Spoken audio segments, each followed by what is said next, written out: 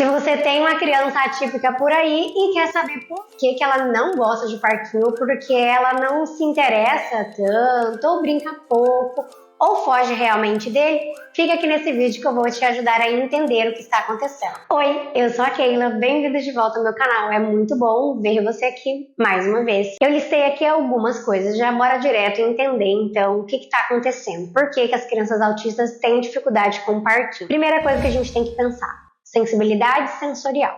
Muitas crianças autistas têm hipersensibilidade ou hipossensibilidade. E isso pode fazer com que essa criança não curta muito o parque. Então, elas têm uma sensibilidade a mais do que nós. Tem uma desregulação aí. Por isso que é tão importante ter um TO nas terapias da criança autista. O que tem ali de sensibilidade, de questão sensorial, que pode fazer com que a criança se afaste e não goste? Primeiro, que tem muitas crianças, então tem muita informação acontecendo, de sons, barulhos, movimentação. Segundo, que há ali cheiros que pode fazer com que essa criança não goste. Então tem um perfume, tem o cheiro de plantas, tem o cheiro de protetor solar, tem vários cheiros. Outra coisa que a gente pode pensar são as texturas. Então pode ser que tenha uma areia, pode ser que tenha uma grama. O próprio parque, a textura dele, se for de madeira, se for de plástico, também são coisas que vão incomodar essa criança. O ambiente em que esse parque está é um ambiente ao ar livre, então o sol, o vento, tudo isso pode ser coisas que façam com que essa criança não queira estar naquele ambiente. 2. Dificuldade de interação social. Em geral, parquinhos é um ambiente em que requer brincadeiras em grupo, requer revezamento para usar um brinquedo, ou uma espera para subir a escada e ir no escorregador, ou ainda a interação, o contato, a conversa com outras crianças. E isso, para uma criança no espectro, pode ser muito difícil. É difícil dessa criança entender, às vezes, ou lidar com as regras sociais implícitas. É difícil para essa criança conseguir entender a outra, querer brincar, porque muitas vezes ela quer ficar só ou quer ficar fazendo brincadeiras repetitivas, e ainda é muito complicado para essa criança lidar com essas outras crianças desconhecidas. Isso pode gerar uma certa ansiedade nela. 3. Interesses específicos. Algumas crianças autistas têm interesses bem específicos e pode ser que o parquinho oferece não seja algo que vá chamar a atenção dela. Muitas vezes a criança gosta muito de dinossauros, de animais, de letras, de ficar vendo ali o gira-gira rodar ou o balanço balançando para frente e para trás. E ali aquela questão de correr, de subir, de escorregar, de ir no gira-gira, de balançar, é uma coisa que não vai atrair muito ela. Então, essa questão dos interesses específicos pode ser algo que afaste essa criança de querer usar o parque para o que ele foi criado, né? De escorregar, de balançar, de subir, de descer. Então, esse ambiente pode não gerar uma graça na criança, ela pode olhar tudo aquilo e não ver graça nenhuma pelo universo do interesse dela. 4. Desafios motores. Muitas crianças autistas têm dificuldade motora, então dificuldade em equilíbrio, em coordenação, em planejamento motor. Todos esses desafios motores são dificuldades para essa criança. E aí ela precisa ter isso bem desenvolvido para que ela possa usar um escorregador, para que ela possa usar uma gangorra, para que ela possa usar um trepa-trepa. E muitas vezes ela tem esses desafios motores e faz com que ela rejeite ir ali, porque concorda que vai ser desafiador para ela, então é mais fácil fugir do que ir lá e tentar. 5.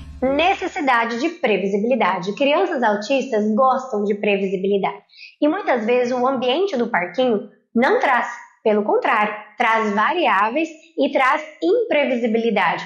Porque a cada vez que a criança vai ao parque, tem crianças diferentes, o clima está diferente, há também ali barulhos inesperados, atividades não estruturadas. E isso gera ansiedade nessa criança, porque o que deixa ela tranquila é a previsibilidade. E 6. Experiências negativas anteriores.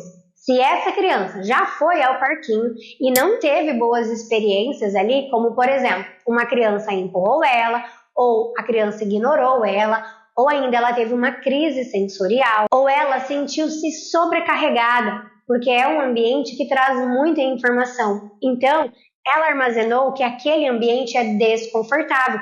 Então, ela evita ir naquele ambiente porque ela lembra de tudo aquilo que ela viveu e que não foi legal para ela. Beleza, Keila, entendi que parquinho pode ser muito desafiador para minha criança por todos esses motivos e por outras coisas aí também que podem aparecer. Então, eu evito de levar a minha criança para que isso não aconteça, pelo contrário, a gente precisa expor essa criança para que esse corpo se dessensibilize, para que esse corpo acostume com aquela questão social, para que esse corpo tenha as estimulações motoras que ele precisa ali naquele parquinho, porque um parquinho, gente, foi pensado para estimular corporalmente a criança. Mas como que a gente faz isso? Vou deixar algumas sugestões para vocês. Escolher horários mais tranquilos. Procure ver um horário que seja melhor para a criança, que ela esteja mais equilibrada, mais calma e que nesse ambiente também seja mais calmo. Pode ser, por exemplo, mais cedo, num horário que você sabe que não vai ter tantas crianças, tanta informação. Vai preparando essa criança antes de ir para o parque. Uma segunda sugestão, levar brinquedo preferido para tornar o ambiente mais familiar. Então, sabe aquilo que eu disse do hiperfoco, dos interesses restritos? É exatamente isso. Então você vai pegar aquilo que a criança gosta muito e levar junto ao parque. E fazer com que isso que ela goste muito participe do parque. Então, por exemplo, olha só, o dinossauro está subindo no parque, então vai junto. Hoje em dia tem brinquedos lá no parquinho em que dá para um adulto subir até um certo ponto, né? Ou então você fica ali próximo da escada e vai subindo com esse brinquedo, o brinquedo então está andando. Então a ideia é que a criança acompanhe o brinquedo e ele vai escorregar. Olha que legal, agora ele vai lá na gangorra, agora ele vai lá no gira-gira, agora ele vai lá no balanço. Ou a criança simplesmente segura esse brinquedo e você pode falar para ela, vamos levar ele para brincar lá? Que tal ele subir ali na escada e depois ir no escorregador? Que tal ele ir balançar? Então o brinquedo pode ser algo de segurança para a criança, de conforto para ela. Terceira sugestão. Fazer uma preparação visual ou antecipação, mostrando fotos ou vídeos do local. Então você pode pegar fotos que você tirou previamente e mostrar para a criança, olha, nós vamos lá hoje, depois de tal coisa, então cita uma atividade que a criança tem para fazer e depois daquela atividade ela vai lá para ela saber. Lembra que eu falei da importância da previsibilidade? Que o parque é um lugar de imprevisibilidade? É exatamente isso que a gente está fazendo. Aí você vai mostrar o vídeo desse local ou a foto e falar para a criança que horário que vai, né? E esse horário não é simplesmente a gente vai às 5 da tarde, tá? Ainda na primeira infância, hora, tempo é uma coisa abstrata. Então a criança precisa ter um ponto visual. Por isso que eu falei, depois de tal atividade. Ou você pode ter um painel, um quadro de rotina e colocar ali no quadro de rotina que o parque vai estar inserido. Então é isso. Essa é a preparação que a gente vai fazendo antes. Vai lembrando a criança, vai avisando para ela, vai contando para ela o que ela vai encontrar lá, que vão ter outras crianças, o que se faz num parquinho.